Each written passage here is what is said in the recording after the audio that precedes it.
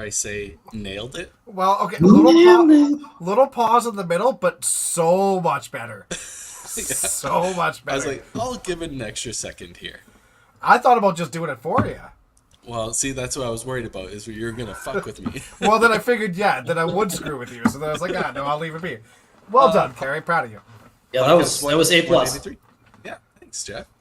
Podcast 183. We have two OGs here, and Jeff Young, probably the second most viewed guest on our show. Yeah, it's Probably be number one now. Probably number one now. crazy. You guys you really can't get anyone else to do it. Eh? No, man, we were scraping. We asked Shane, but he said no. Yeah, I actually said I would. I just left talking to him there like half hour ago, and I was like, I'll say hi to the boys for you. And what did he say? Who is that guy? Yeah, he mumbled something. I don't know. Fair enough. So, opening banter, maybe we could talk about fantasy golf. Jeff, how did your first week go? Well, the guys that I had that played pretty good. Right. The question is, was the time off not enough for the other guys because they didn't show up? So, I give everybody a head start. It's fine. I'm not worried about it. I mean, your draft team let you down. Let's just start with that. Saw the team I employed. That's some big dollars there, and they had headsets and everything. They knew what they were doing. They told me ahead of time, look, it's going to start a little slow, give everyone a false sense of security, and then bury them. And that's what I'm going to do. I'm going to bury them. You have a lot of faith in your crew. It's good. It's good. I do. Yeah, I do. They're already scouting for baseball now. So, but okay, if baseball comes around and you're still dead last and you're still putting up 400 points a week, are you going to use them for baseball? Sure, yeah, I'll stick to my guns. Are you the Oakland A's?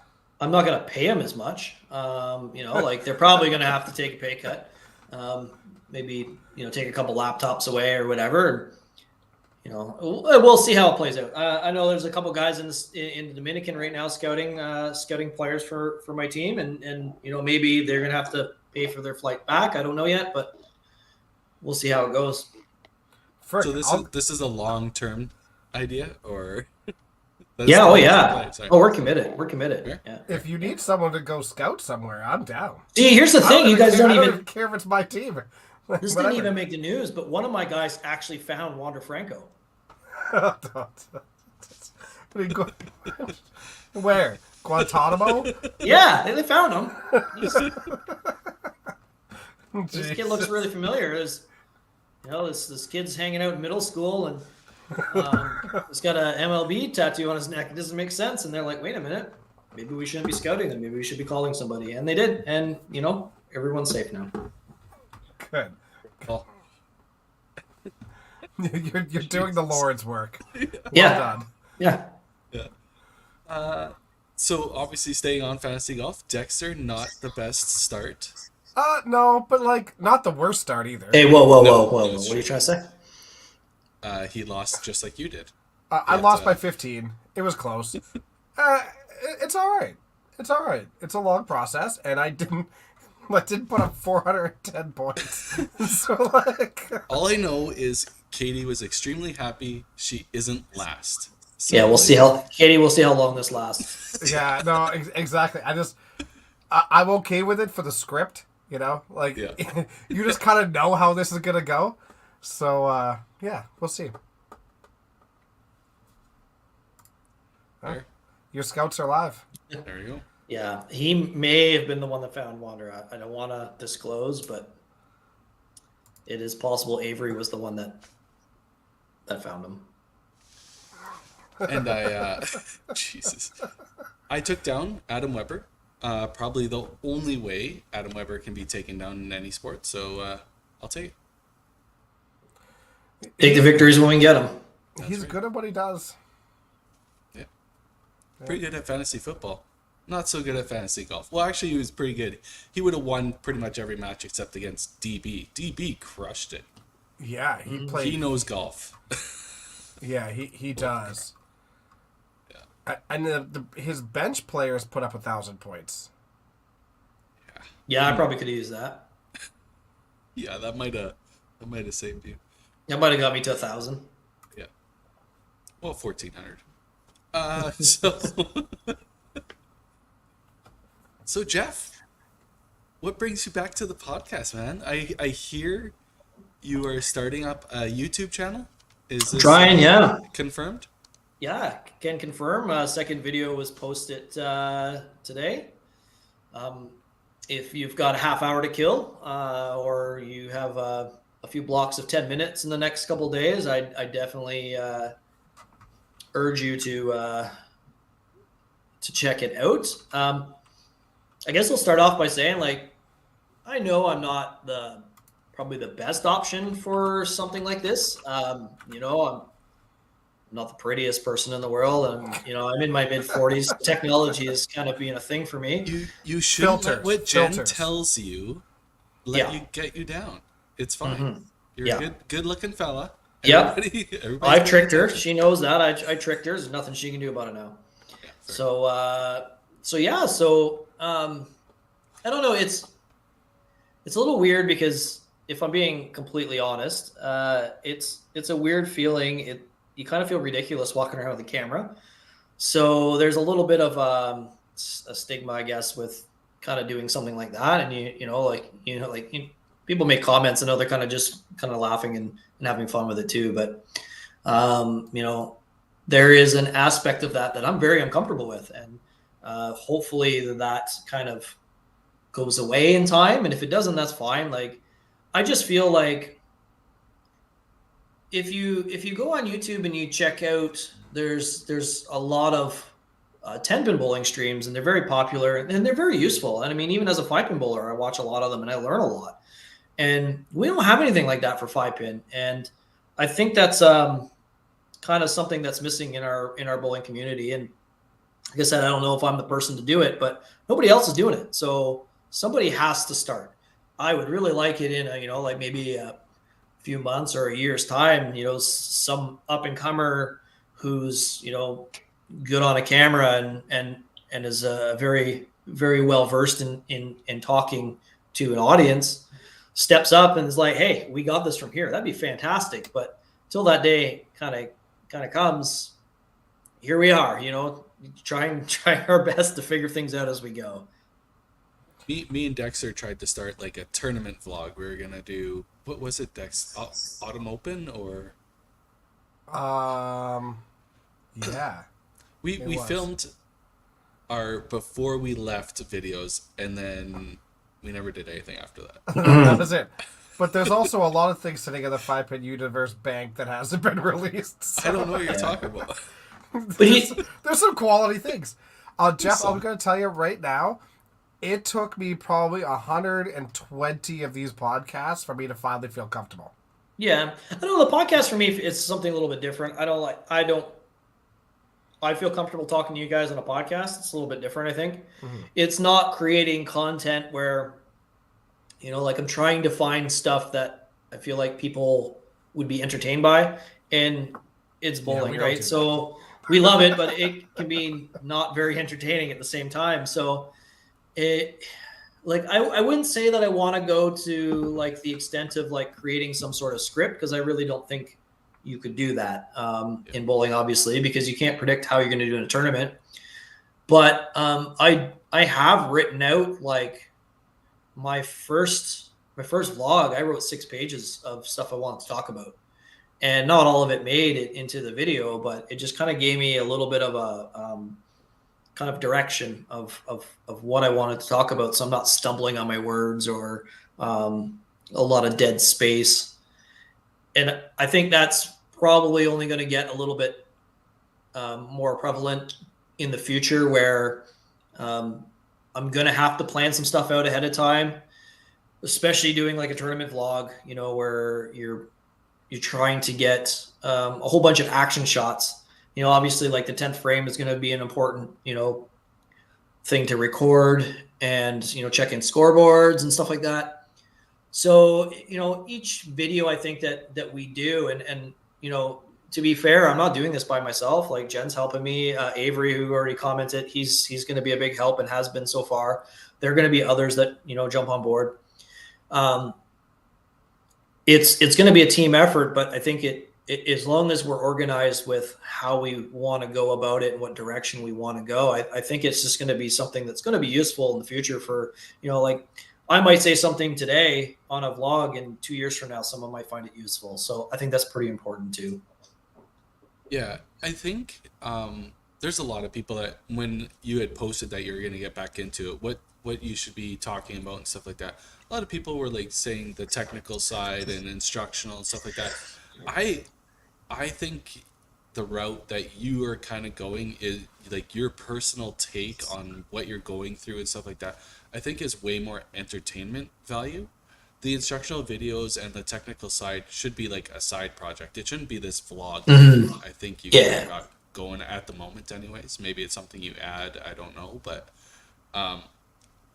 and you were talking about like lots of 10-pin videos out there and stuff like that. So I followed like Brad and Kyle, House Bowling, and stuff like that. Yep. And that was kind of their main focus was the day-to-day life of Yeah. a 10-pin bowler at tournaments and stuff like that. And it was entertaining that way. I feel like it's kind of a fine line for me to talk about the technical aspects of bowling because everybody's at a different level, and I don't want to overwhelm discussing a topic and lose somebody.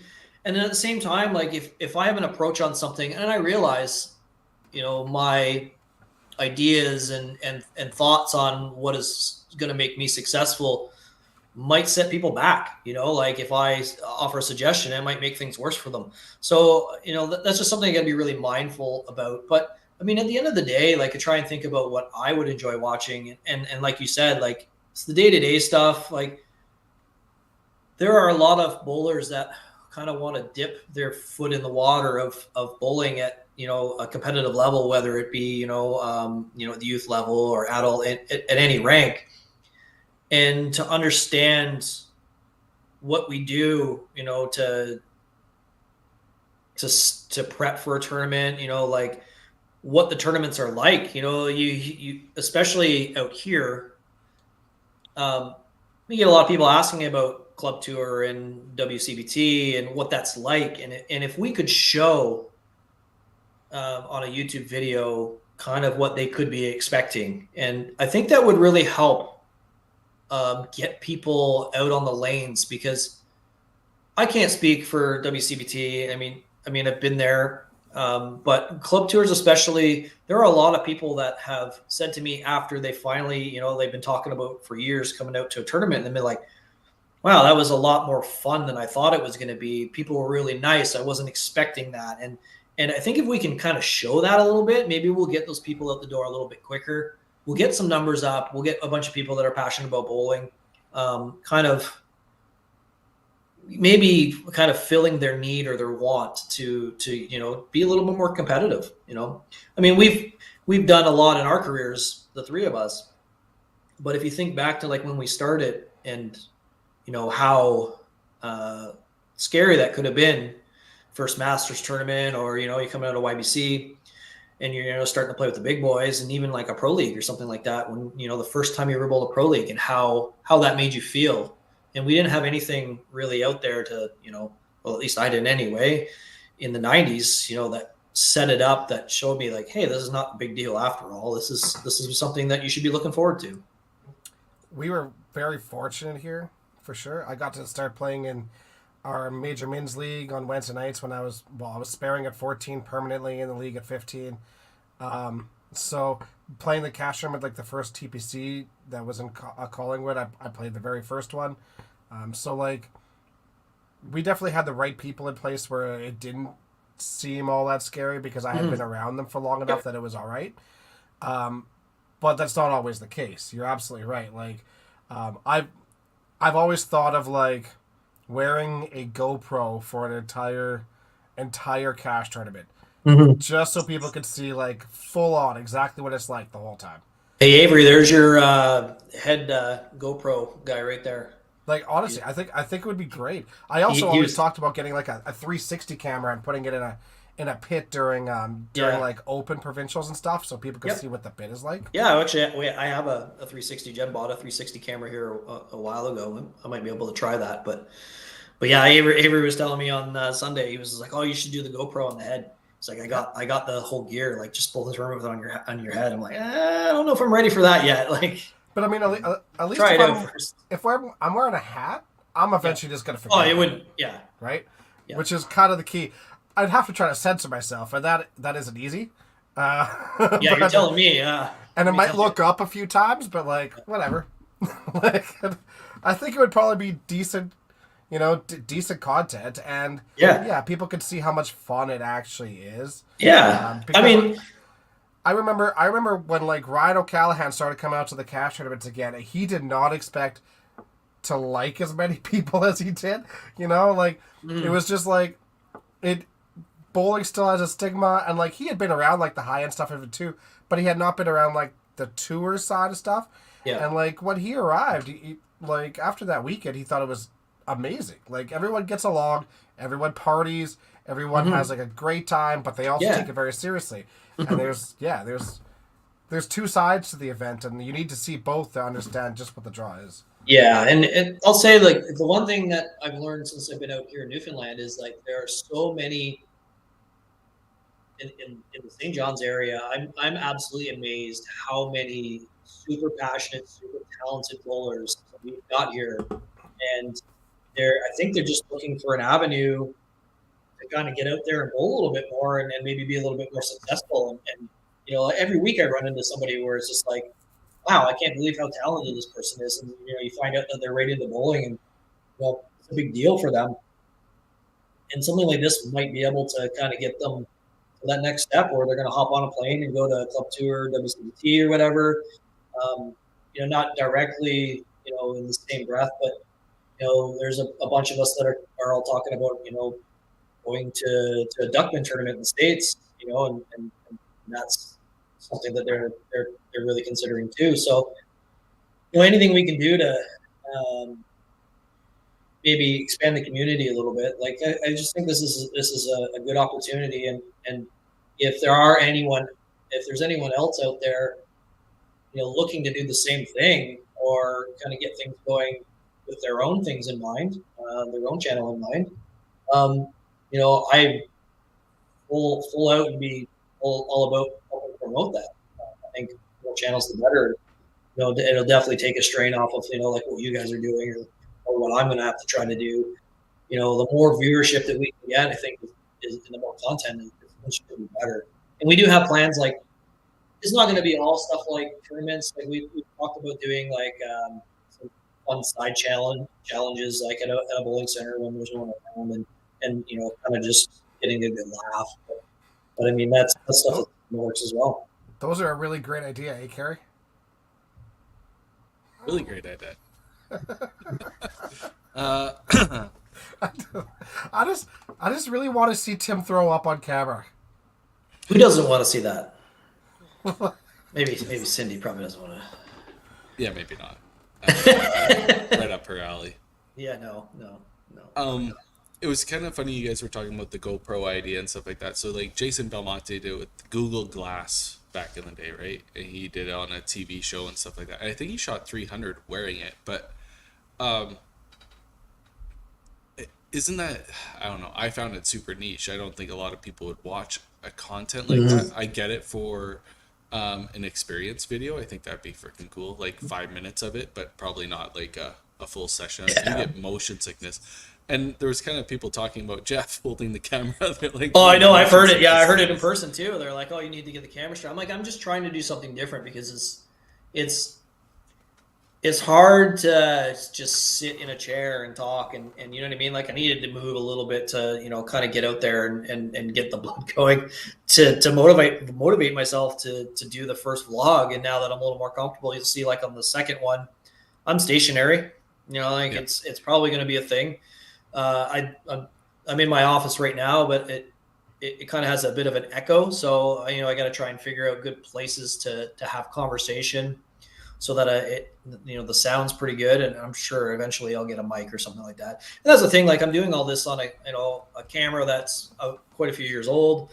My laptop is a relic itself, so there's definitely challenges in that way too, where I don't have like the top equipment. You look at guys like Brad and Kyle or the House Bowling, and that they've got some money put into their setups to put out some high quality content. I'm not there yet. I definitely would like to get into that kind of territory eventually, but we're not there yet.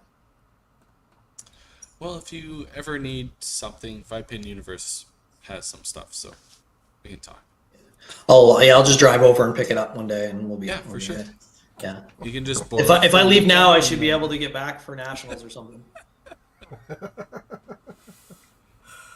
Yeah, one thing I will say though, like this is only a week or two since we've started putting stuff out there, but I've already had people approach me and just say like, hey, like I have this idea, and someone approached Jen the other day with an idea that I really want to pursue, because I think it's an important conversation to have, and I think it's a big deal that this person stepped forward to have some discussion on their experiences. So I think that something like that is vital too, because if I see people are being engaged and they're thinking of things and coming up with ideas, then it's going to push me to continue or push a little bit harder, because the worst thing to do is feel like nobody cares what you're putting out there, right? I wouldn't be motivated if I didn't think anyone cared. So the people that are reaching out and saying, hey, like I like this, or hey, have you tried doing this, I think they're really important for me, because I think that to me that shows that, one, that they're actually watching, and two, that they're engaged enough that they have ideas that they've kind of watched and said, hey, I just thought of this, like, what do you think? I think that's important. Yeah, sure. The interaction with them, right, is a big part. So if you're watching and just comment on the YouTube video, if you don't know Jeff personally or something like that, right, it's just the feedback is a big bonus and keeps you motivated to keep producing, right? Yeah, and can guide you into the next video and things like that too, which makes your job a little bit easier as well. And yeah, I tell you, when we switched to doing these live, it actually made our lives way easier. It was way stressful, but it made our lives way easier. Yeah. By being able to like bounce ideas off the actual public too, and it won't be the same thing for you, but having people comment in on the videos afterwards will make a big difference. I'd like to be a couple videos ahead of what I'm actually releasing, when we're done here, like tomorrow I'm going to start my next video. I already kind of know what I want to do with that. And the following week we have another open set, so I'm definitely going to put all that together, and then it's just like, okay, well, what do I do after that? So I think as long as I kind of stay ahead of the curve and have some ideas, I'm not stretching to create content that's not there. You know what I mean? Like, I don't know if like league bowling is going to be a worthwhile kind of vlog or anything like that. I feel like, I think our Tuesday team would be a good one with it's myself, Jen, Manor, and Gallicano. Like, you know what I mean? Like, that'd be a fun team to watch bowl too. But I don't know. Like, I don't know if that would be something that'd be worth putting together. And like I said before, like, we're all kind of just learning along the way of what people want, what people don't want. Like, you're not going to see me wandering around with a camera anytime soon, because people didn't want that, right? So yeah, getting everybody seasick. I always enjoyed your driving video. Oh yes, those will come back too, I'm pretty sure, because like, I don't do we don't have to do any long drives anymore. Everything here in St. John's area is no more than 15 minutes apart. But I felt like those were the best ones, because I had time to think, right? So like, if I'm driving along and everything's quiet, it's like, hey, like, you do your best thinking in the car or in the shower, and you can't do a shower video. No. I would lose viewers pretty quick. Or yeah, niche market. So, like, with you moving out to Newfoundland, and how many leagues are you playing out there? You had mentioned the Tuesday league. I know you bowled tonight. Yep. So Tuesday, Wednesday, Thursday.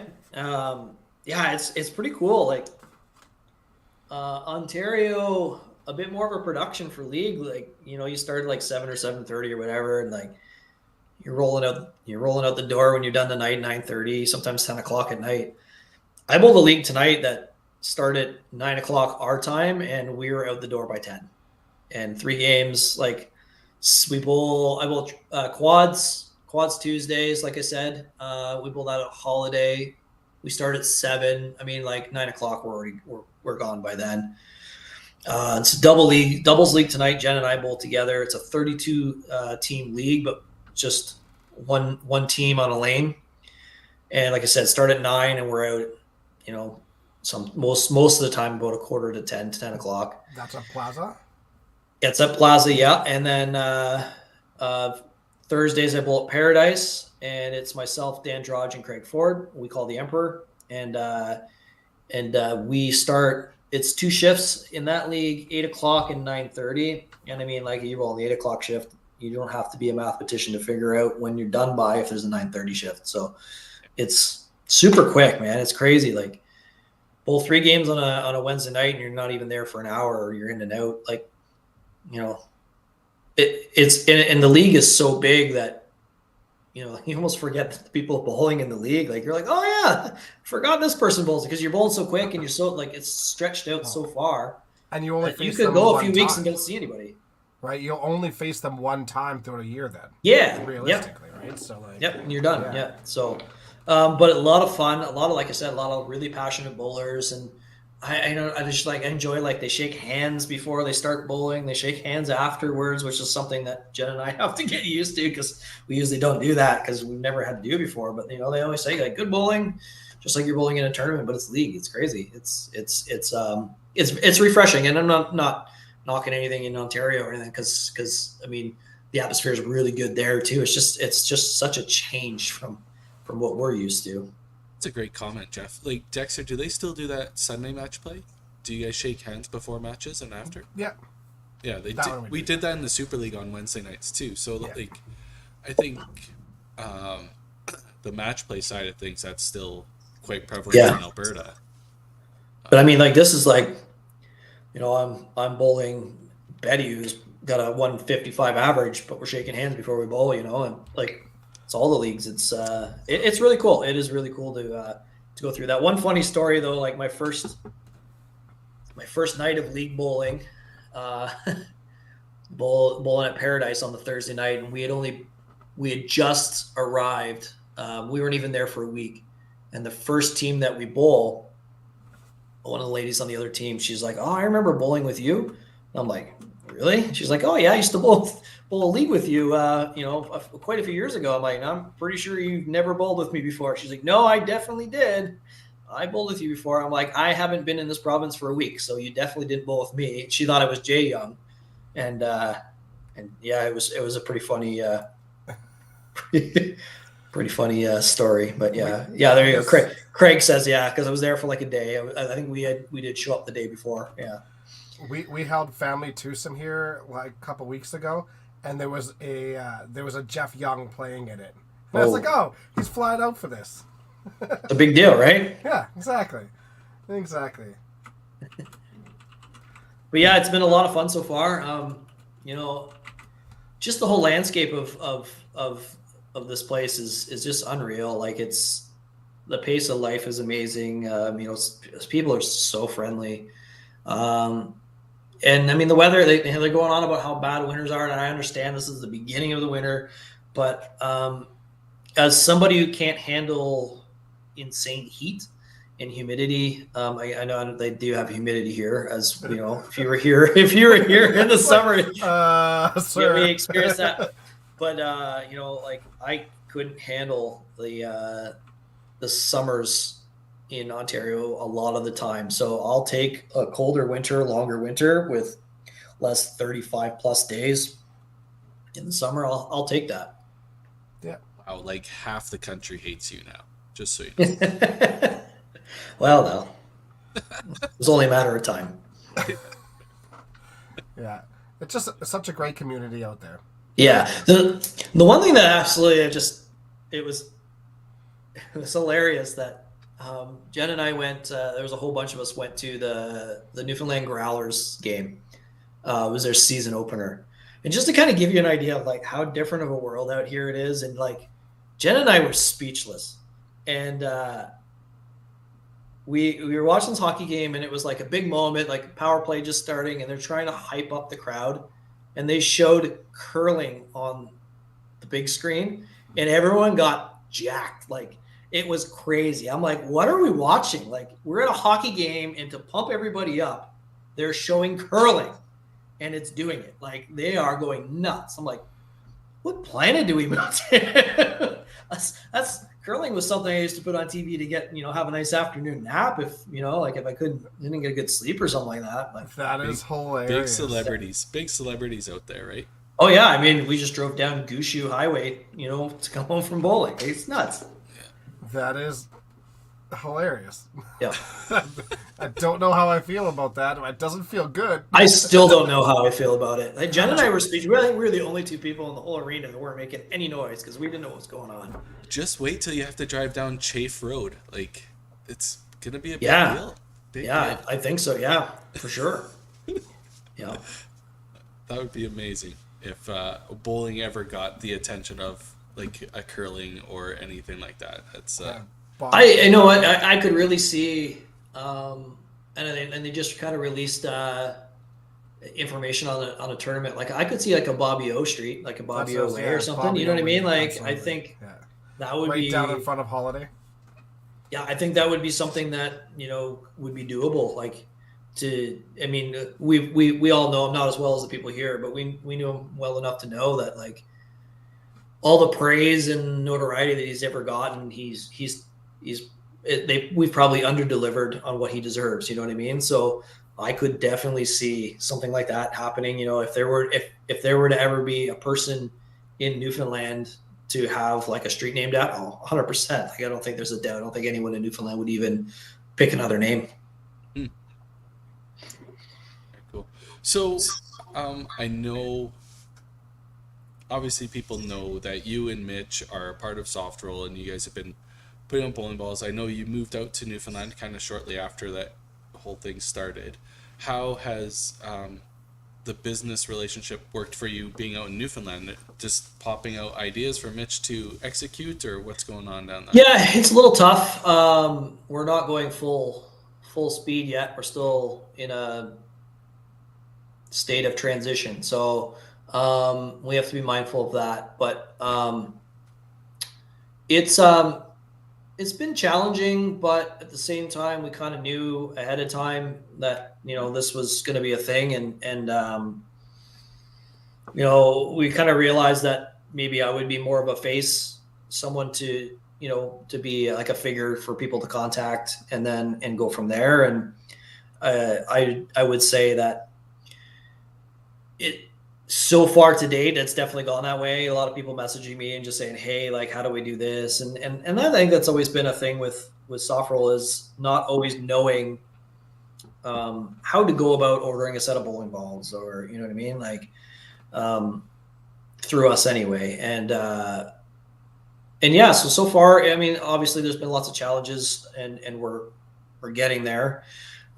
Maybe in the next month, I think you'll see things speed up and more of a presence online, and I'm hoping, especially in for customs, the time it takes to create something will be a little bit quicker. Yeah. The main reason kind of for that question is you came out with a bowling ball here recently that was shared across Facebook, and looked like Neapolitan ice cream. Is there any way you can get more vibrant colors and match? It's tough, right? Because we're using rubber, so you can only get the colors can only be so vibrant, right? And I do know, like Steve was talking to a provider for rubber that was a different hardness, but I don't know.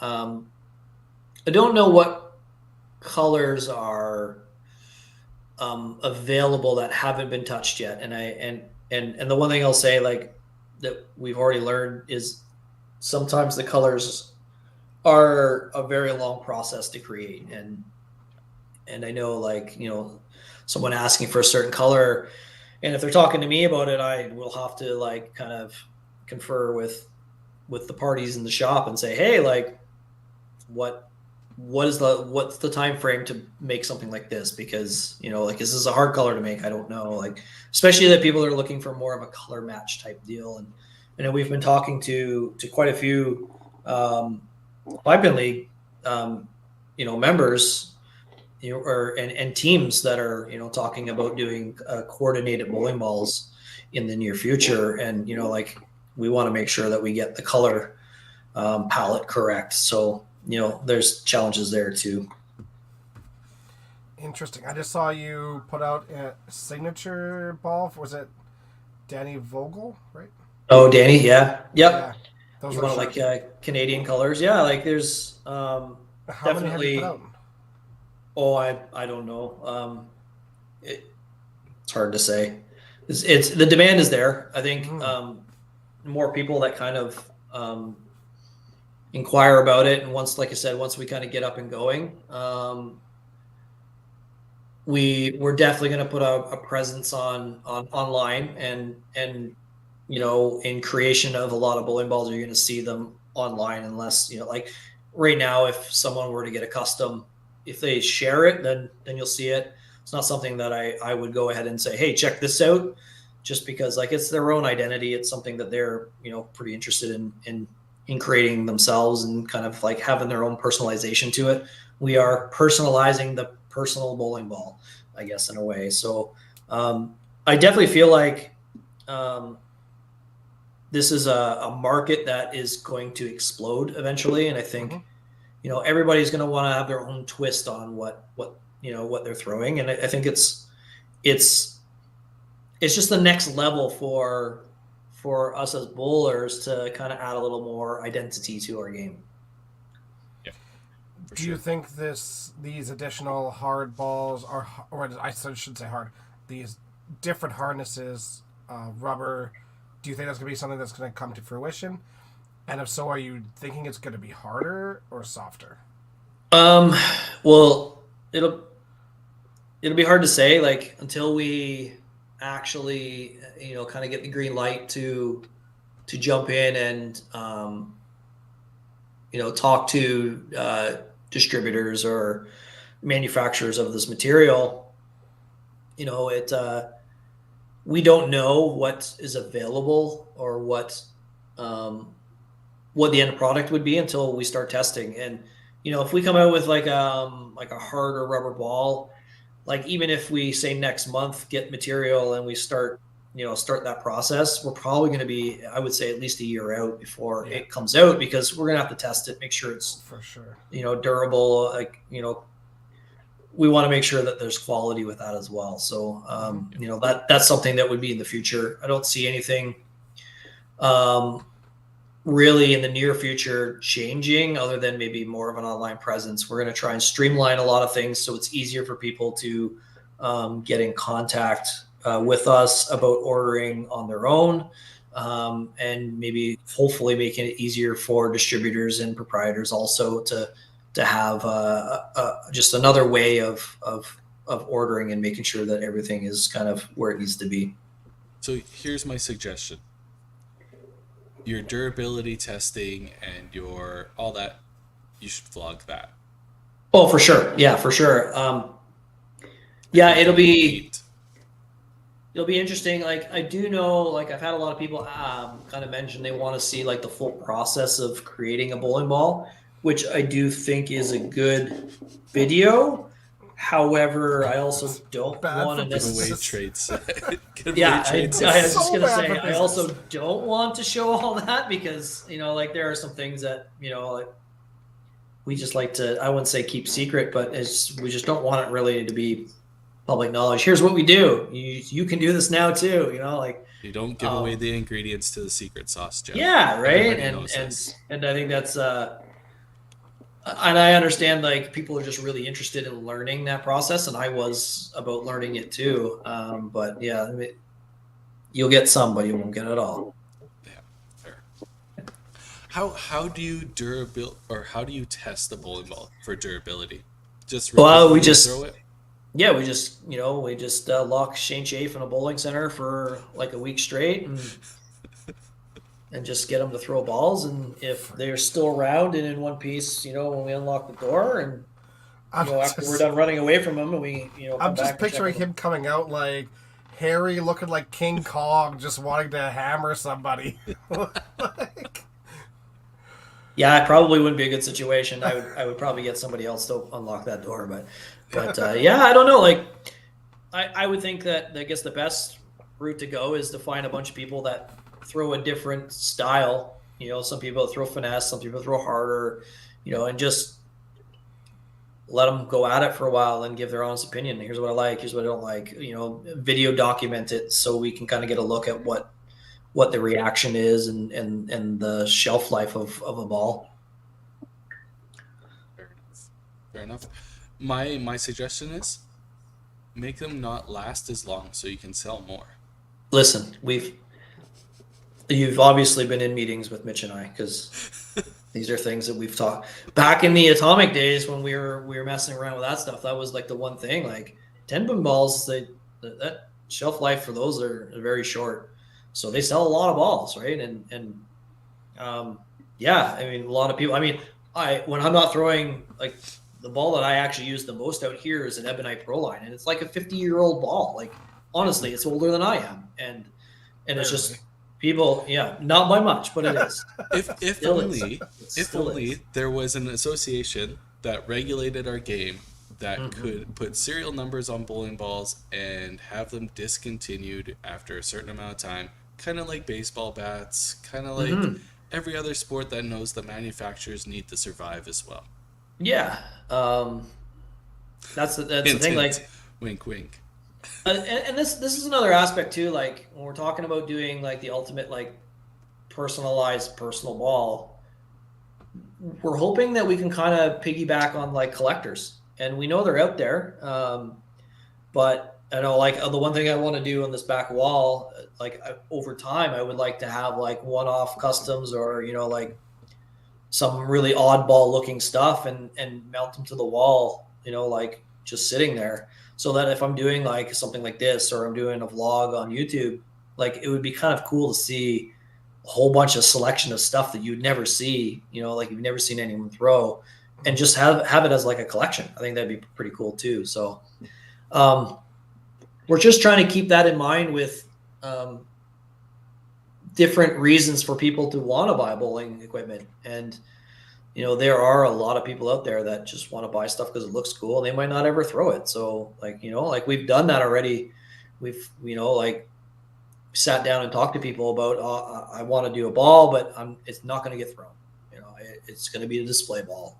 I want to commemorate this, or I just think this looks cool, and I want to add it to my collection just to have it to look at. So people are out there. It'd be neat if, like, you could do like have a Jeff Young ball and Jeff Young signature series, but specifically for one event, and then once you've done that one event, then you auction it off.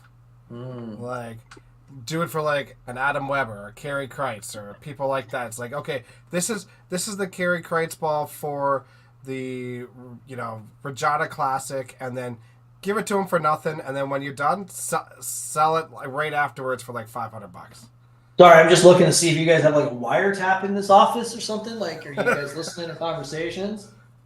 I don't want to say too much, but we do have an idea.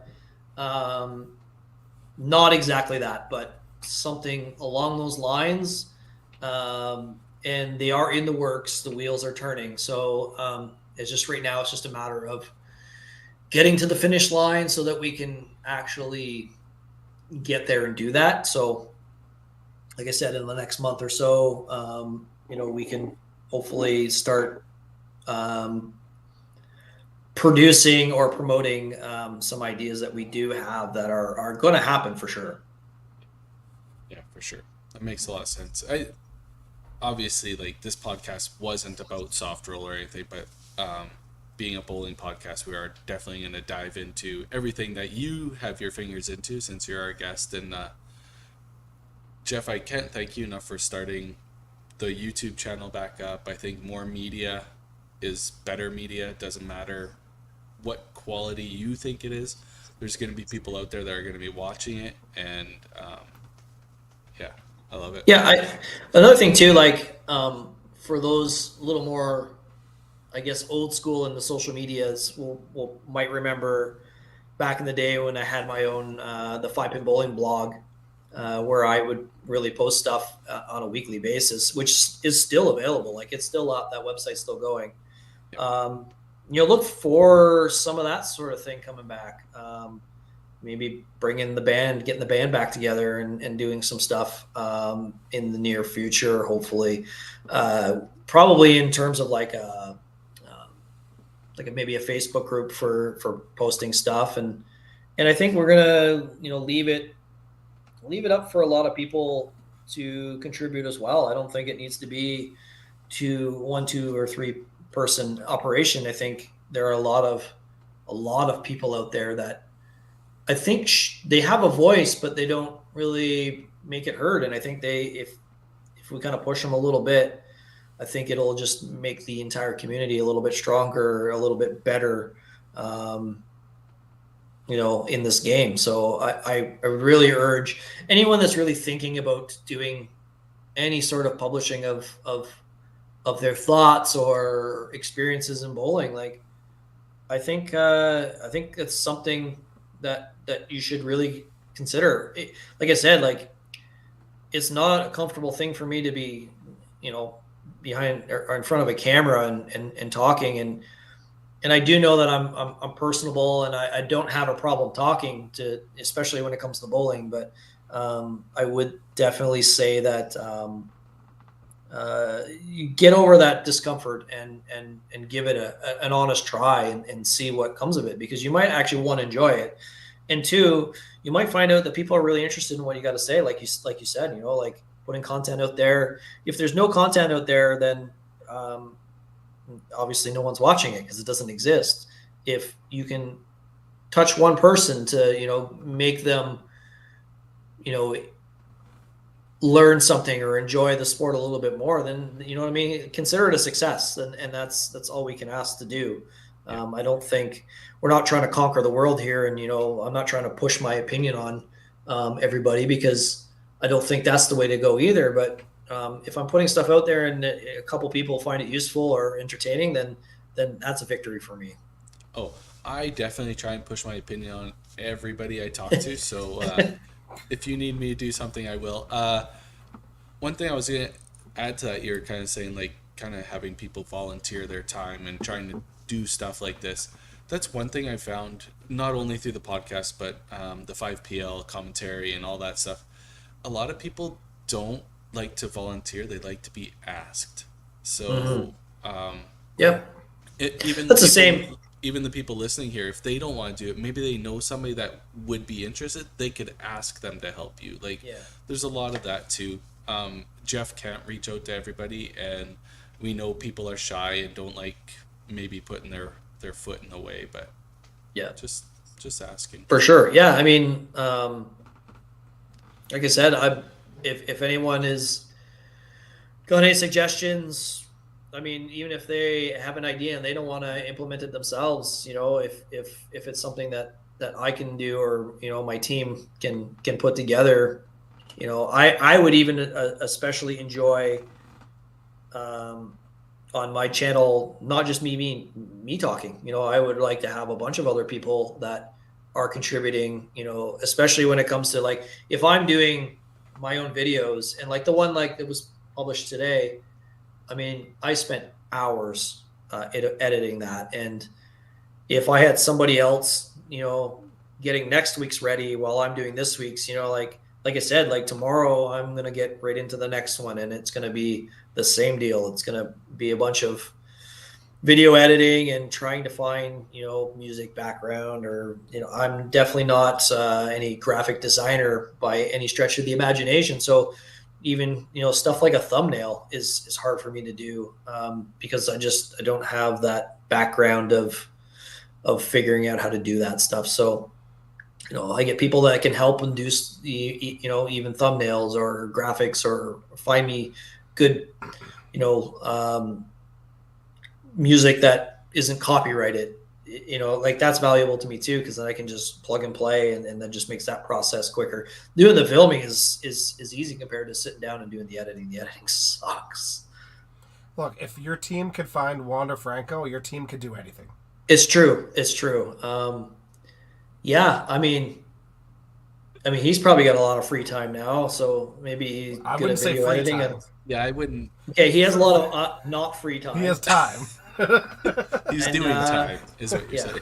Yeah. So, but I mean, yeah, I don't know if he'll be an option in the future, but Yeah, he probably if- doesn't have access to the tools that you need. That's my guess. probably not. Yeah. No, that's probably not a good option. Avoid that. If you need help with like graphic design stuff or whatever, shoot me a message. I definitely do.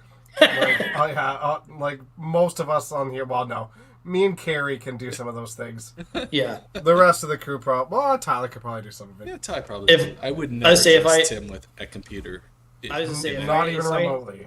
if I need somebody to get their face hit with a broom handle, I know who to go to. Oh, Absolutely. what do you mean? Yeah. Yes, we did finally just leave it in here permanently. Oh, It's so never gets good. old. It never gets old. Just a little snippet. Yeah.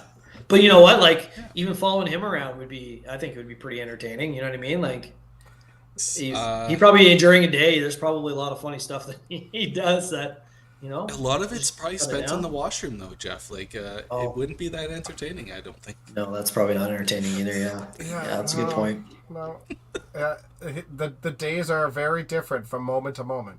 I bet they are. Yeah. Yeah. Yeah. You never know what's waiting for you around the corner, like Yeah. broom handle. But yeah. So I mean, the one thing that I'll say too is like,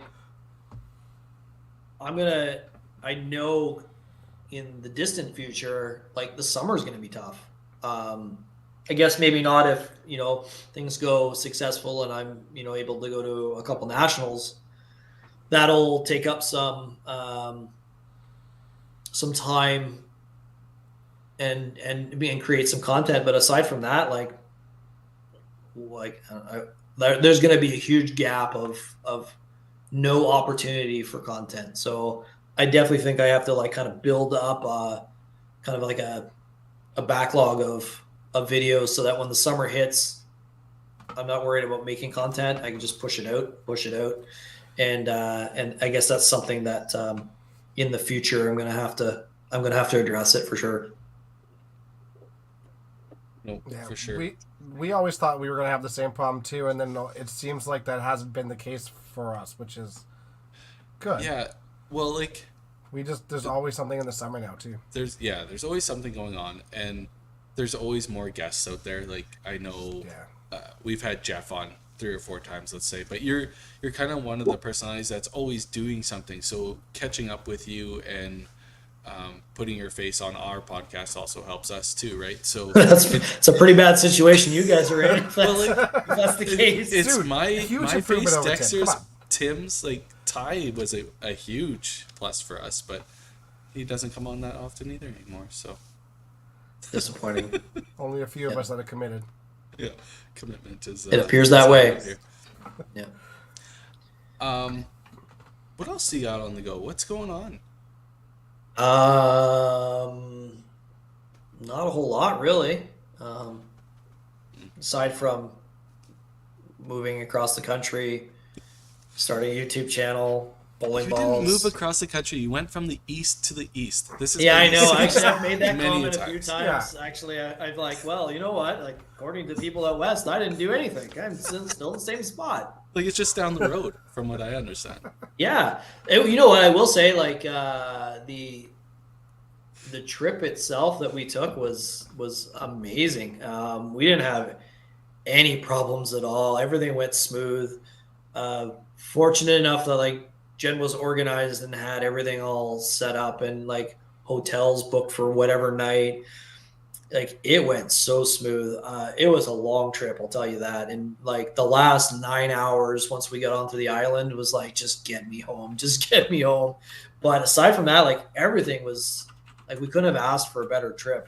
Weather was great. Aside from ferry was really rough. That night sucked, but we got to sleep through it and hop in the car, and first thing in the morning we went. So like that was a really wild experience for sure. Like we really enjoyed it, and now that we're out here, we absolutely love it out here too. So Yeah. And just for the people listening, we totally understand that Ontario is not east, but the reactions we get just prod along the joke as Oh, for as we sure. can take it. yeah. We love poking and prodding people around here. In all Yeah. fairness, though, like, I mean, you think of, like, France and, like, Germany as, like, Europe, and then suddenly, like, Czech is, like, Eastern Europe, and that's, like, probably less of a distance than we have between us and Ontario. So, realistically, they're Eastern Canada.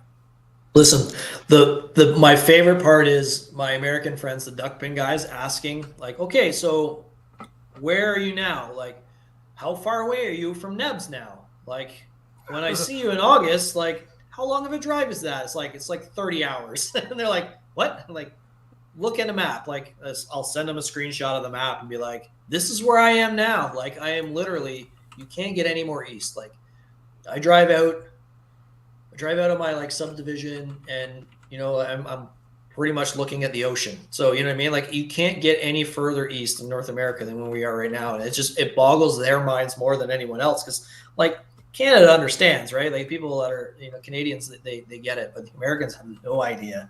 It's just like, oh yeah. Like, so when you come down for a duckpin tournament, how many hours is it going to take you to get there? It's like 30. Like it'll take me 30 hours. Like, oh, well, why? It's like, if I want to get off the island, I'm either flying or in a boat. Like it's not like I'm just driving. Like I have to organize either to go in the air or go in the water first. So Just tell them it's like Alaska.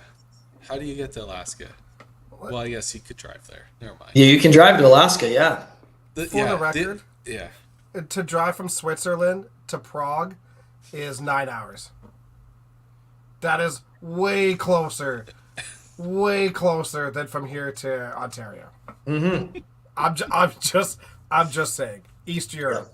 This is correct, Bill. We agree. Yeah. Bill's got it figured out. Yeah. Yeah, for sure. Oh, Yeah, it's I don't know, like the dynamic of like people trying to understand where we are, and I mean we get a lot of people that have asked us, you know, simply why, and I don't know, like I think if you spend some time out here, you would see why. Like it's people are great. Like I mean the scenery itself is absolutely beautiful. Although I will say, like we've been here since September, I still haven't seen a moose. I mean I haven't seen anything. Really? And Jen took some people out. Get on the friggin' highway, man. They're right there. No, they haven't been. I seen a fox one day. It's the only thing I've seen the whole time we've been here. Jen, we had some friends stay with us for a week, and they went up to Dildo. They wanted to do like the shops, but they were all closed for the season.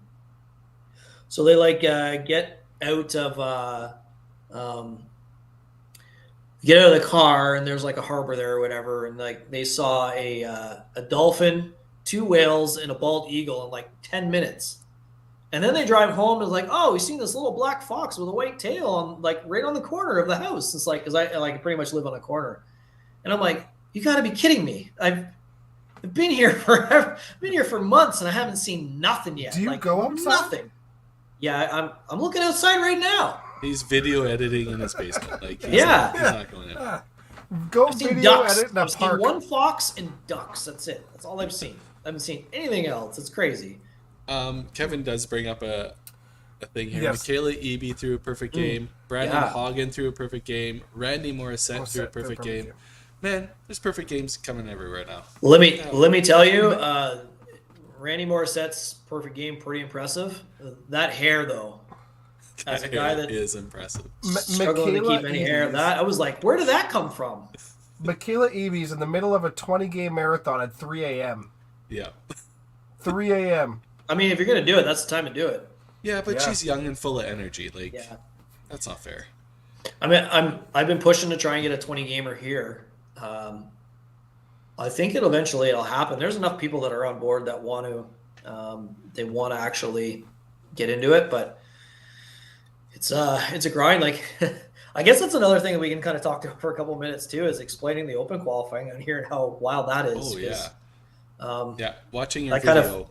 that kind of confused flew me. under the radar. Like it's crazy to think like I don't know.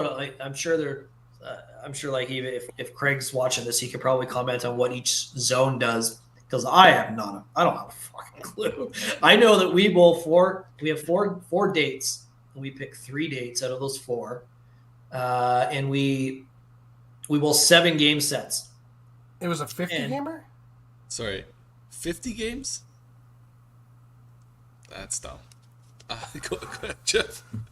Yeah, no, I can't even comprehend that. I remember doing the 20 gamer and that wasn't fun. And then we bowl Sundays, but then Paradise, they have 7 dates, and you bowl 5 of those 7 dates, 6 games, on Sunday nights. So like, you know what I mean? Like we bowl 21 games, Paradise bowls 30. You know, like it's crazy. And then, so there you go. It's like everyone does something different. It's wild. I don't know how I feel about it. I think it's kind of cool, but at the same time, it's for me. I can't keep track of what everyone's doing, and it's all a little bit different. And I do think someone can look at a bowling center or a zone because like that's another thing too. Like if you look at like Plaza Bowl and St. Pat's, they are considered different zones, but you can literally walk from one to the other in less than 10 minutes. You know, like, and they do stuff completely different. So you really could like plan ahead of time and say, like, you know what, like if I want to bowl 30 games, I think that gives me a better chance, or I have more dates with less games or less dates with more games. I think you can kind of like, maybe I wouldn't say manipulate it, but kind of play to an advantage that you think you might have. So I don't know if I agree with that, but I do like the idea that every zone kind of has their own say in how they do things. So I think that's kind of cool too. So, I mean, I'm neither here nor there on it. I don't think to me, it doesn't make a difference because we all bowl the same amount once we get to provincials. But it was wild to hear that when we first got out here. Like, oh yeah, so like, do you guys do like 2 10-game sets or anything? Like, oh, it depends where you bowl. Like, what do you mean depends on where we bowl? Yeah. Well, some do 30, some do 20. You know, like, which one do you want? Like, oh, okay, cool. That's super neat. I like the different concepts, but I like the way Alberta has finally kind of got it all down pat. Everybody bowls on the same weekend. Doesn't matter what zone you're from. You play 20 games, and then you build your teams from it. Like it used to be, North had to play on a different weekend because they were using an Edmonton center to play it because the distance between cities is stupid. And then Central moved to 16 games for a couple of years, and that got kiboshed. Like, I like the stationary.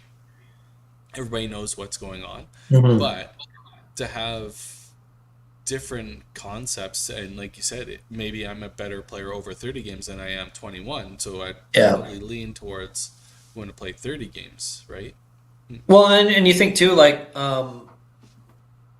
in a situation, say like Paradise, where they bowl seven sets, or they have 7 dates and they bowl 5 sets. Like the dynamic of, do I want to bowl all 5 right now, or do I want to wait and be one of the last ones to finish? I mean, unless you're Brandon Tibbs, like I'm pretty sure he could bowl 4 sets and probably finish first the way he's been bowling. Like he's just lighting it up in that place. But you know what I mean? Like there's a strategy involved with that too, where it's like Do you want to set a number or do you want to chase a number? Yeah, and it's something I kind of touched on a little bit, where it depended on, like, I didn't have a choice. I had to miss the second date. I was in Ontario for a work Christmas function, so I missed the second date. But if I hadn't, like, I would have bowled. And then how do I want to play the last 2 dates? Do I want to get the number posted and then not worry about it anymore? Do I want to have the ball in my hand in the 10th frame of the last game to make a team? Like, there's just so many different variables that you can kind of play around with. That, like I said, I'm neither here nor there, but I guess if I had to choose one or the other, I would probably say no. I just would like everyone to bowl the same time, same dates, and away you go. So, and I think too, like even if you had it set up on different dates, the argument a lot of the time here is, well, so and so will probably they'd have to miss this date because of work. But you know, out of all the zones aside from West, like everyone's like 20 minutes apart. So if you knew the dates ahead of time, like, oh, I'm gonna miss this date, well, I guess I'll bowl here this year. You know, like, not saying that's a solution to a problem, but you know, like you would have that ability to move around where, you know, all the other places, you know, in the country don't necessarily have that ability to say, I just drive 20 minutes and I'll just do a different qualifying.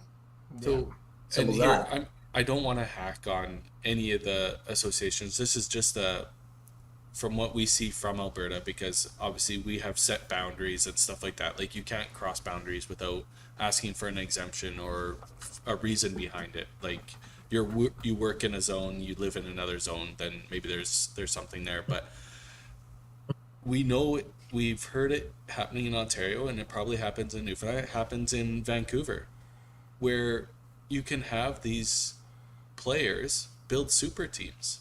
Mm-hmm.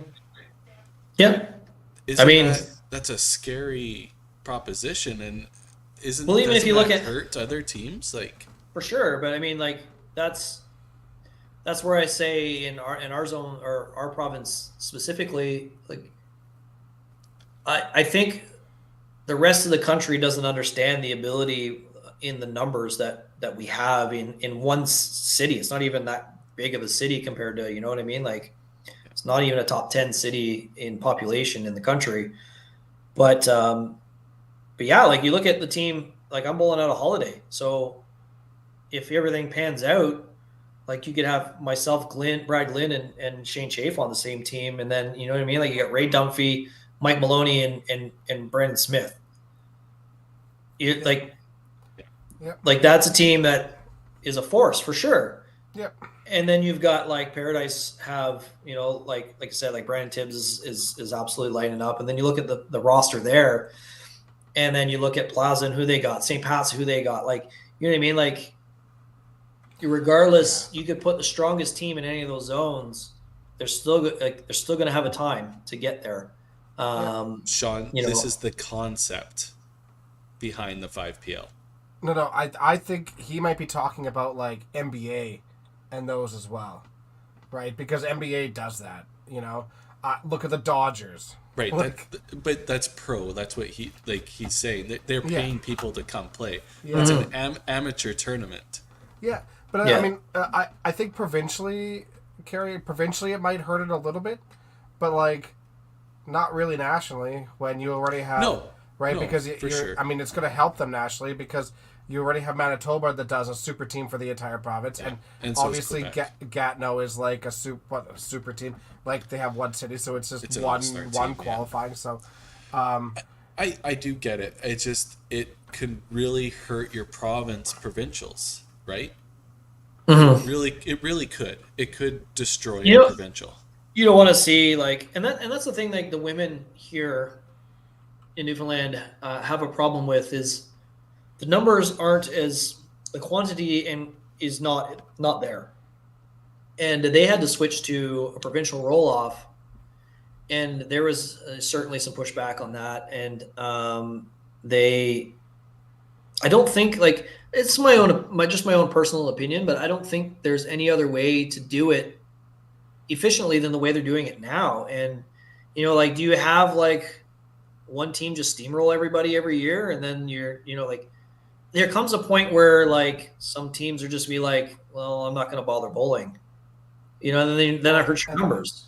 Yeah, I mean, you're referring to the ladies, right? Yeah. Like, I mean, when they got to the point where there was only one team submitting and they just automatically got a free pass to nationals, I think a provincial singles qualifier for that makes way more sense than doing that. A, it makes your team stronger, sure, but B, that means more people have an opportunity to actually make nationals as opposed to, you know. And I will say this too, like at that point kind of being more of an outsider than you know, a local, you're effectively the argument that, you know, say somebody in another province might say like, well, you're kind of forming like a super team. It's one city. You know what I mean? Like, it's not any different than Edmonton putting a team in, you know, like doing a qualifier for a team. It's one city in the entire province that's putting a team for it's the same as to go to nationals. And as a spectator, I will tell you that like 20 games, that was an entertaining 20 games. It was right down to the wire, right down to the 10th frame for 3 people. And it really was, you know, as a spectator, something I really enjoyed watching because there was just so many different storylines that we were kind of following along. And I think that's important too. Like, sure, like as competitors, I think you obviously want the substance or something that's valuable.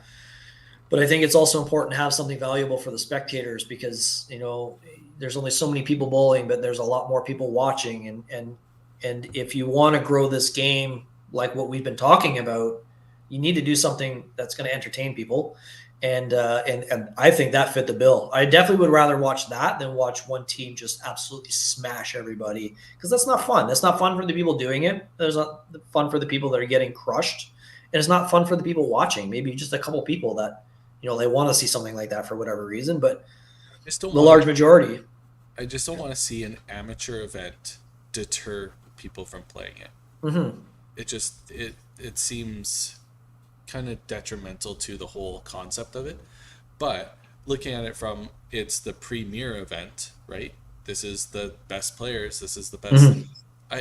I understand the argument on both sides for sure. Yeah, for sure. Because you want to put the best team to go to nationals, 100%. Yeah. But if you're playing the same 15 people because those are the only people that think they can compete, is that really? I don't know. That's not building the sport. That's for sure. Yeah. But yeah, I mean, as long as we've got a numbers problem, I think that's, you know, that's going to be a kind of like an elephant in the room. But, you know, in a lot of the provinces where there's, you know, a deep field to choose from, you know, I don't know. I think it would be really cool to have an event where you literally build super teams. Mm-hmm. You know, it would be really cool if you could have a national event where, you know, it is like an open where you just make your own team and play for some money or whatever. I think that'd be really cool. That'd be really entertaining. It would like definitely be worlds, right? Basically, like exactly that. The World Championships, right? I thought for some reason the Ontario 5-pin were going to that. What? Crickets. there was a solid concept.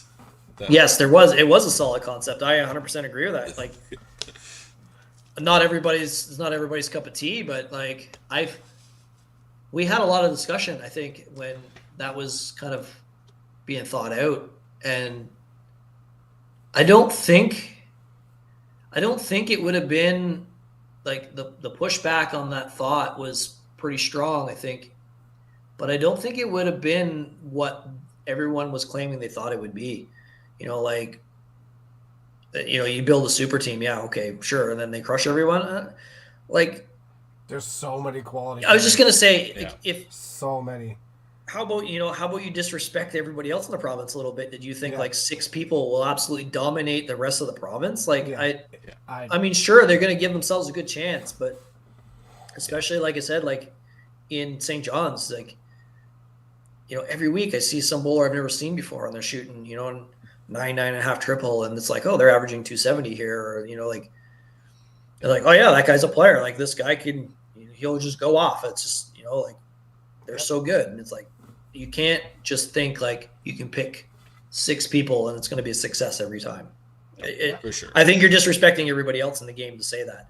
And Amen. A lot of those people are disrespecting themselves because they're like, I wouldn't get picked on that team, so why would I bother bowling? Well, it's just because you're really good and you could still do it. Like, it's not going to be, you know, like for I'll speak in terms of like Ontario, like you have some zones that aren't as strong, and they might have 1 or 2 like really phenomenal bowlers, and they're not really giving themselves a chance every year.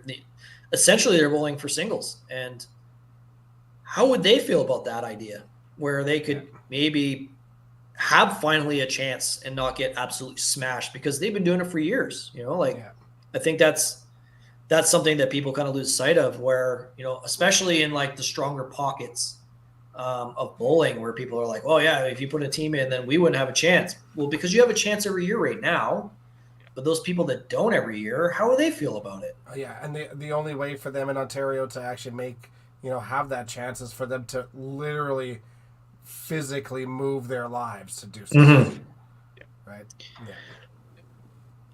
And I don't think that anything that we debate on, the direction of a tournament, like, I don't think there's any clear-cut right answer, right? You know what I mean? Like, we just play it out. Like I said, with this ladies qualifier here in Newfoundland, there was a ton of pushback, and